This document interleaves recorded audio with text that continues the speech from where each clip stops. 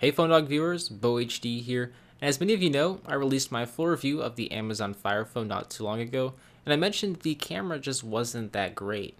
It has a 13 megapixel sensor with a 5 megapixel front-facing camera, and so I just wanted to revisit that area of the phone because I'm confident I can get some pretty decent looking shots by tweaking some of the settings some more.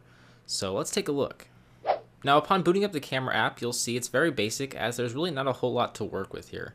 You'll find buttons to turn the flash on or off and to switch the camera from the rear to the front facing camera. And besides that, there's a menu for all your different settings, all four of them, those being the HDR mode, image review, lenticular camera mode, which is basically just a squared off picture, and then the panorama mode. Next to that you have your shutter button below and picture or video recording toggle switch. But when it comes to actually snapping a picture, the shutter speed on this camera is pretty slow, especially compared to the Galaxy S5 or LG G3. I mean, it takes a good 2 to 3 seconds to actually take a picture after you press the shutter button compared to the 0.3 seconds or so on the LG G3 and other competing devices. So hopefully it can be sped up with a software update in the future because that is most likely what it needs.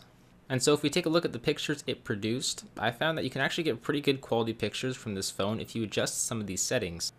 Unlike most Android phones where you pretty much just use HDR mode anywhere and get good results, you really have to use the HDR mode only when you're taking photos outside with this phone and turn it off when you're snapping pictures inside.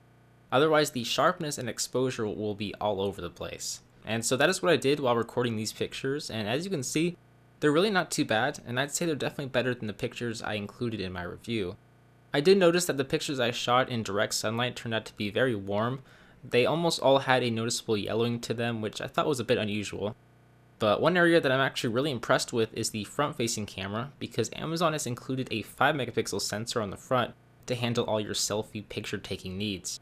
And since most phones have a 2 megapixel front-facing camera, the front-facing camera on the Fire Phone is definitely above average as it takes pretty decent pictures, most of which are better than any other front-facing camera out there, really. I would have liked to maybe see a wider lens on the front so that you don't have to hold your phone at arm's length away from you to get your whole body in the shot, but with that said, I've seen front-facing cameras with even more restricting fields of view, so I can't really complain too much. I just thought I'd suggest that just in case any Amazon rep is watching. Now as for video recording, what you see is what you get in that you can't really change any sort of recording settings.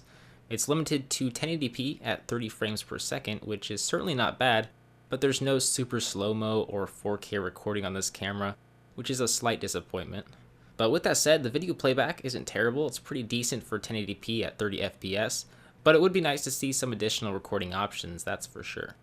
And one of the most unique features of the camera on the Fire Phone has to do with this new mode called FireFly that lets you scan pretty much any text, barcode, or package, and Amazon will automatically detect it and pull it up in a web page or Amazon listing of the item. It works pretty well actually the more I used it and discovered the various things you can actually scan with it. I whipped out my business card to see if it would detect some of the links, and sure enough, it did. So that's pretty neat. I mean, it also does a pretty good job detecting music and TV shows too when you press either the music or TV icon at the top.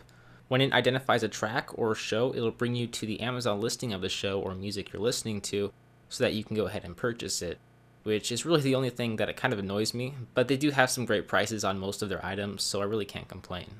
But at the end of the day, for a 13 megapixel camera sensor, the Fire Phone is capable of taking pretty solid photos and videos.